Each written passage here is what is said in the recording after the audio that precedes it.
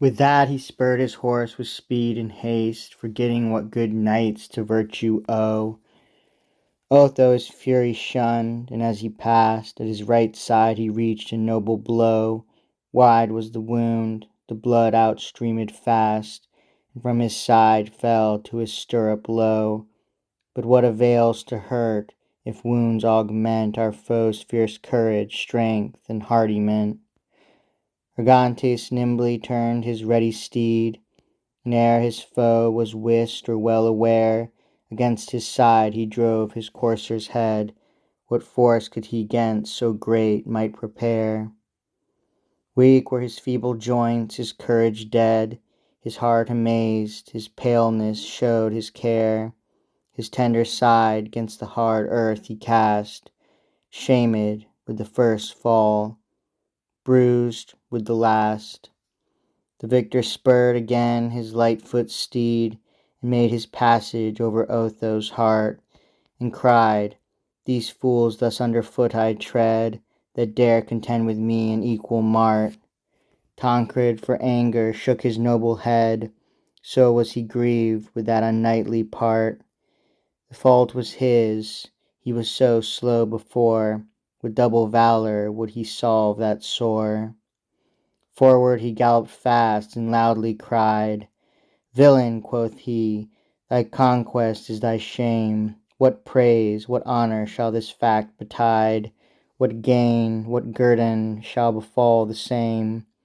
Among the Arabian thieves thy face go hide, far from resort of men of worth and fame, or else in woods and mountains wild, by night, on savage beasts employ thy savage might." The pagan patience never knew nor used, trembling for ire, his sandy locks he tore. Out from his lips flew such a sound confused, as lions make in deserts thick, which roar. Whereas when clouds together crushed and bruised pour down a tempest by the Caspian shore, so was his speech imperfect, stopped and broken. He roared and thundered when he should have spoken. But when with threats they both had whetted keen their eager rage, their fury, spite, and ire, they turned their steeds, and left large space between to make their forces greater, approaching nigher, with terms that warlike and that worthy ben. O sacred Muse, my haughty thoughts inspire, and make a trumpet of my slender quill, to thunder out this furious combat shrill. These sons of Mavors bore, instead of spears, two knotty masts which none but they could lift, each foaming steed so fast his master bears, that never beast, spurred, shaft flew half so swift. Such was their fury, as when Boreas tears the shattered crags from Taurus' northern cliff. Upon their helms their lances long they broke, and up to heaven flew splinters, sparks, and smoke. The shock made all the towers and turrets quake, and woods and mountains all nigh hand resound. It could not all that force and fury shake the valiant champions, nor their persons wound. Together hurtled both their steeds, and brake each other's neck. The riders lay on ground. But they, great masters of war's dreadful art, plucked forth their swords, and soon from earth upstart. Close at his surest ward each warrior lieth. He wisely guides his hand, his foot, his eye. This blow he proveth, that defence he trieth.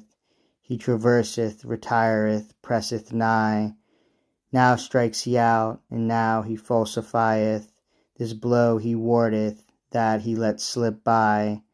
And for vantage oft he lets some part discovered seem. Thus art deludeth art.